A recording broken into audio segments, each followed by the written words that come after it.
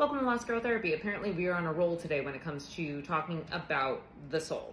But if I needed to divide changing our lives and using our soul into three buckets, here's what I would say. Bucket number one, the space of frustration, anger, resentment, anxiety. That space is really big FU energy. It is the space of looking around at everybody and saying, I'm going to change my life in spite of you. It's built on anger. It is built on frustration. And those feelings that are involved in it are fiery. They are anger. They are sometimes grief. They are resentment. They're just tense. The FU energy burns off. Now, it starts to burn off when we decide, hey, I'm kind of sort of interested in changing my life. And as we make that one decision, like I've mentioned in previous videos, that choice to say, I'm not going back to that version of self, we get thrust into the tunnel of uncertainty. Now, this space is rough. The way that I describe it is if I took you, I dropped you in a tunnel, it's pitch black, it's the dead of night, you are by yourself. What is going to happen? Number one, you're going to look for a way out. You're going to try to figure out which way you originally came from, and you're probably going to want to go that way. Number two, you're going to be hypervigilant. You are going to be very aware of your surroundings, and you are going to feel extremely aware of your environment. You're going to start listening for noises. You're going to look out for danger. You are just going to feel on edge. You also are going to start panicking. You are going to try to scramble to get out of the situation because you don't feel safe, and you're probably going to get disoriented.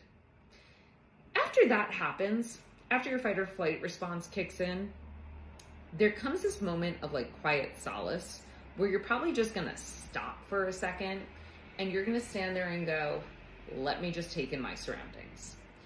That brief moment, that's the moment that gets you out of the tunnel of uncertainty. It's the moment where we turn inward and we say, I can feel everything around me. I can sense all of the potential danger, and I have no choice but to lean into me and trust that I can find my way out of this. Now, are we going to go back to the old scenario?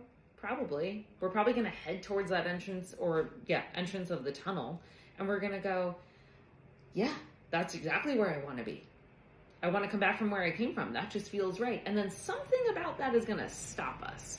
We're going to take 2 feet that way and we're going to go, no, wait. I remember what it felt like to be there.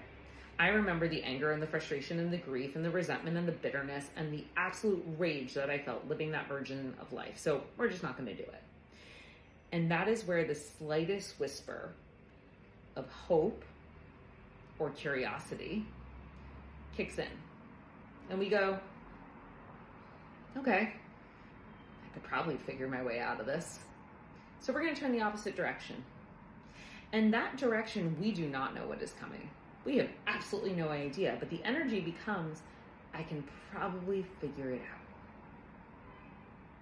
That's it. That's the third bucket of the journey of changing your life. It is, I can probably figure it out. It's not confidence. It's not blind faith. You'll get there eventually. But the exact energy it takes to change a life is simply, I can probably figure it out.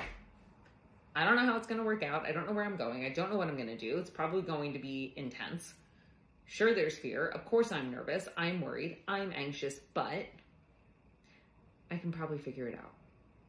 And that energy is what carries you through the tunnel of uncertainty and then plops you into this new version of life where everything feels new and exciting, really tenuous. It's almost that space of fragility, like you're holding a newborn baby, where you're kind of just like, I don't know what I'm supposed to do with you. You feel really fragile. That is exactly what it feels like when you step foot into the decision to change your life. It's not what it feels like to change your life. It's what it feels like to step foot into the decision. Come back for part 2 when I tell you what it feels like to actually change your life.